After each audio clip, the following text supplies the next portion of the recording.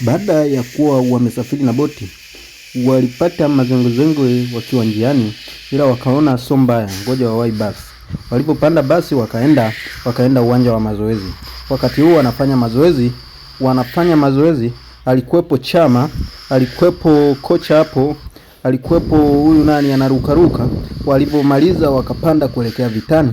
Walipofika wakakuta bango lao la kuwakaribisha, wakaanza kuambizana, bwana hawa ndo sisi, ili bango letu kwanza tulitoe watani wasije kuona.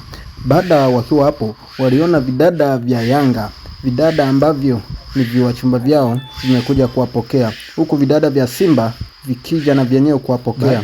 Sasa waliamua kurudi kwenye maji, wakachukua vitu, ndo wakaja sasa kwa mashambulizi, na wananchi walivyowaona wakija kwa nguvu, na wao wakawakimbilia ili wawahi.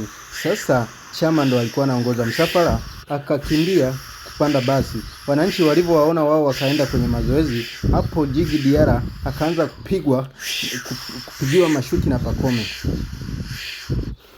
Upande wa pili kuna kikosi cha Wanyangau, wana Simba Msimbazi, kilikuwa kimebaki nyuma.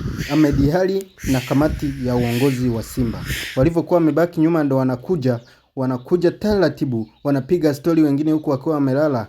Tena wananchi waliokuwa mazoezini wengine wakaanza kuwachungulia. Walivyowachungulia wakawa wanapiga na push up, wanawaangalia, ni hao.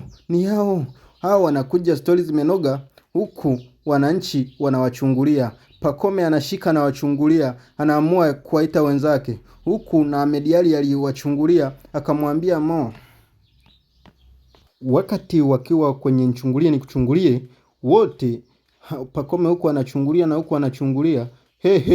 Mara boti linaanza kuyumba, maji yanaanza kujaa, wanaanza kupiga maji kwa spidi.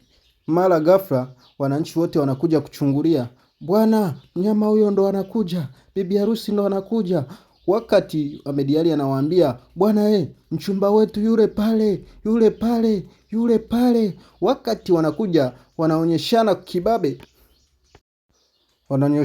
kibabe, huku wengine wapenda starehe wanasherekea kwamba hapo wanajiona kama washapata ushindi. Hapo kuna Jonathan Soa amekipata kitoto kizuri afu kutoka Jangwani. Wanaserebuka, wanasema sisi hatuna baya, hatushindi chochote, lazima tumpige mtu goli 3.